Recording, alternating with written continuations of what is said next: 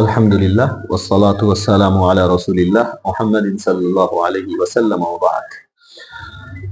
بہت اہم موضوع ہے ایک اللہ کے رسول صلی اللہ علیہ وآلہ وسلم کی سیرت سے متعلق ہے۔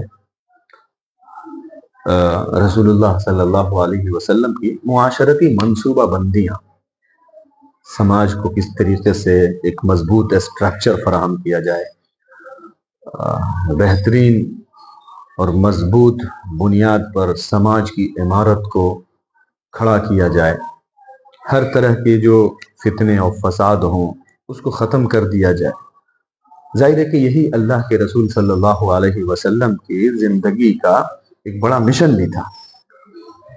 انسانوں کو بہتر بنانا، ان کا تزکیہ کرنا، ان کو تعلیم دینا اور حکمت و کتاب کا علم دینا، یہ اللہ کے رسول صلی اللہ علیہ وسلم کا زندگی کا ایک بڑا حصہ ہے۔ اسی میں سے ایک چیز آتی ہے معاشرتی منصوبہ بندیاں، کس اعتبار سے سماج کو مضبوط بنایا جائے۔ اس میں سب سے پہلی چیز جو ایک آتی ہے کہ اللہ کے رسول نے سماج کی تعمیر کے لیے 4 اکائیاں متعین کی۔ جیسے ایک فرد ایک اکائی ہے، فیملی اور خاندان ایک اکائی ہے، اور سماج کے لوگ ایک اکائی ہیں۔ اسی طریقے سے 4 اکائیاں اللہ کے رسول صلی اللہ علیہ وسلم نے متعین فرمائی ہے۔ آج میں آپ سے گفتگو کروں گا صرف ایک اکائی جو فرد ہے اس تعلق سے۔ اللہ کے رسول صلی اللہ علیہ وسلم نے ایک فرد کو بہتر بنانے کے لیے خود حدیث میں بہت ساری باتیں بیان کی ہیں، اور اللہ تعالی کی آیات اور احکام پڑھ کر امت کو سنایا ہے۔ ایک بہترین انسان بہترین سماج کی تشکیل میں معاون بنتا ہے۔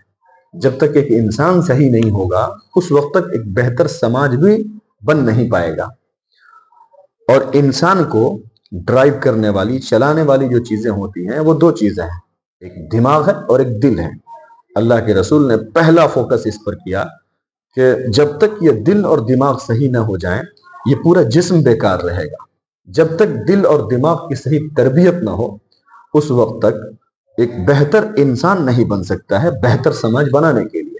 اسی لیے پیارے نبی نے فرمایا الا وان فی الجسد مضغۃ اذا صلحت صلح الجسد كله واذا فسدت فسد الجسد كله الا وهي القلب۔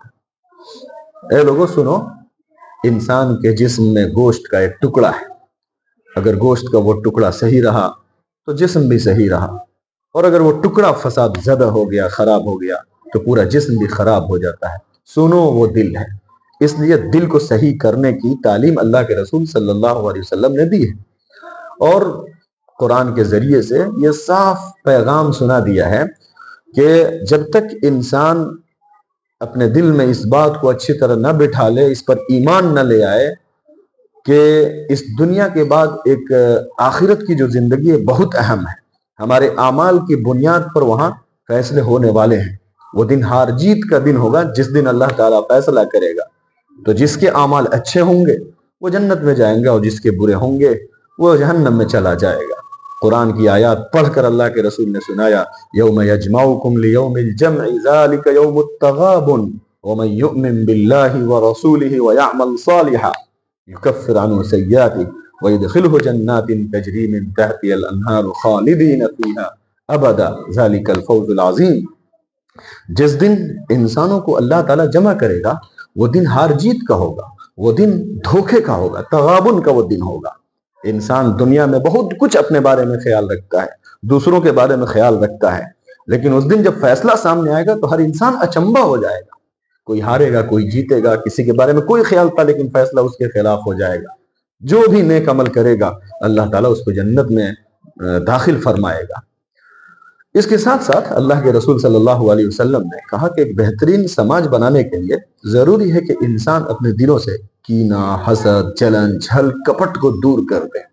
ایک حدیث میں اللہ کے رسول نے فرمایا اگر تم ایسا کر سکتے ہو، یعنی اگر تم صبح و شام ایسا کرو کہ تمہارے دل میں کسی کے لیے حسد اور کینہ نہ ہو تو ایسا کر لو، اس لیے کہ یہ میری سنت ہے، اور جو میری سنت اپنائے گا وہ میرے ساتھ جنت میں ہوگا۔ ایک حدیث میں ایک بہتر انسان بنانے کے اللہ کے رسول نے فرمایا لا تباغضوا ولا تحاسدوا ولا تدابروا وكونوا عباد اللہ اخوانا. اے لوگوں آپس میں حسد مت رکھو، اے لوگوں ایک دوسرے کے پیچھے مت پڑو، اے لوگوں ایک دوسرے سے بغض مت رکھو، اللہ کے بندوں آپس میں بھائی بھائی بن کر رہو. اور اللہ تعالیٰ کا یہ فرمان پڑھ کر سنایا کہ مومن بندوں کی شایع نشان کیا ہوتی ہے. مومن بندے یہ دعا کرتے ہیں ربنا اغفر لنا ولاخواننا الذين سبقونا في الايمان ولا تجعل في قلوبنا غلا للذين امنوا. اے اللہ ایمان والوں کے لیے ہمارے دل میں حسد نہ رکھنا، اے ہمارے رب تو بڑا معاف کرنے والا ہے اور بڑا رحیم ہے. ظاہر ہے کہ بہترین انسان اسی طریقے سے ایک تشکیل پائے گا جس کی بنیاد پر ایک بہترین سماج تیار ہو پائے گا.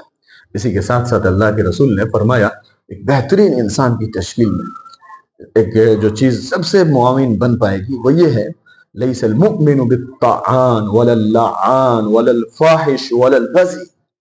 دیکھیے کتنی پیاری بات ہے کہ ایک مومن تانا مارنے والا، لعنت کرنے والا، بدکاری کرنے والا اور بد زبان نہیں ہوتا ہے. کتنی بڑی بات ہے. ایک بہتر انسان بنانے میں ان چیزوں کا کتنا دخل ہے. جو انسان اچھا ہوگا، ان برائیوں سے پاک رہے گا، تو ظاہر ہے کہ ایک بہترین سماج کی تشکیل میں وہ بہت ممد و معاون بنے گا. اللہ کے رسول صلی اللہ علیہ وسلم کی حدیث ہے ایک مطلب سماج میں ایسے لوگ جو جن کی زبان بری ہوتی ہے اور جن کے اخلاق اچھے نہیں ہوتے ہیں وہ کس طریقے سے ہوتے ہیں سنیے. پیارے نبی نے فرمایا ان شر الناس منزلۃ عند اللہ من ترکہ او ودعہ الناس اتقاء فحش. کہ بدترین انسان وہ ہے کہ جس کو لوگ اس کی فحش کی وجہ سے، اس کی برائی کی وجہ سے کنارہ کر دیں، اس سے ملنا جلنا چھوڑ دے، اس کے پاس جانا چھوڑ دے. اگر کوئی آدمی زبان کا گندا ہو، اگر کوئی آدمی اخلاق کا برا ہو، تو ظاہر ہے کہ وہ بہترین سماج بنانے میں، اس کی تشکیل کرنے میں، اس کو کنسٹیٹیوٹ کرنے میں وہ ممد و معاون نہیں بن پائے گا. اس لیے زبان کو بہتر رکھنا، تانا مارنے والا نہ ہونا، لعنت کرنے والا نہ ہونا، یہ بہت ضروری چیز ہے انسان کے اخلاق کے لیے اور ایک بہتر انسان بننے کے لیے. حدیث میں اس طریقے سے اللہ کے رسول نے فرمایا کہ زبان ہی کی وجہ سے ایک انسان بگڑتا ہے اور اس کا انجام خراب ہو جاتا ہے. هل يكب الناس في النار على وجوههم الا حصائد السنتهم. اکثر لوگ اپنی زبان کی وجہ سے جہنم میں ڈال دیے جائیں گے. اس لیے ایک بہتر انسان بننے کے لیے، بہتر سماج کے لیے اللہ کے رسول صلی اللہ علیہ وسلم نے ان چیزوں کی طرف رہنمائی کی.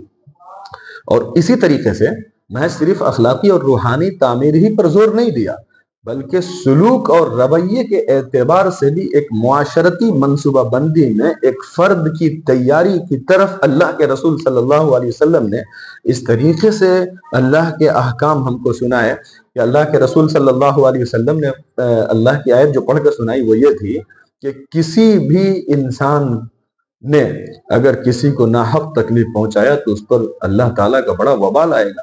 والذین یؤذون المؤمنین والمؤمنات بغیر ما اکتسبوا فقد احتملوا بہتانا واثما مبینا. وہ لوگ جو ایمان والے مرد اور ایمان والی عورتوں کو ناحق تکلیف پہنچاتے ہیں وہ لوگ اپنے سر پر بڑا گناہ اٹھاتے ہیں. اللہ کا عذاب اور اللہ کا وبال اپنے سر پر وہ لے لیتے ہیں. اس لیے رویے اور سلوک کی تطہیر کی بھی ضرورت ہے کہ اپنی زبان سے، اپنے کردار سے، اپنے کیریکٹر سے کسی کو تکلیف نہ پہنچائے. اگر ایسا انسان کرتا ہے تو اللہ کا وبال اس کے سر پر آ جاتا ہے. حدیث میں اللہ کے رسول صلی اللہ علیہ وسلم نے اس طریقے سے یہ بات ارشاد فرمائی ہے کہ تکف شرک عن الناس فإنها صدقۃ منک علی نفسک.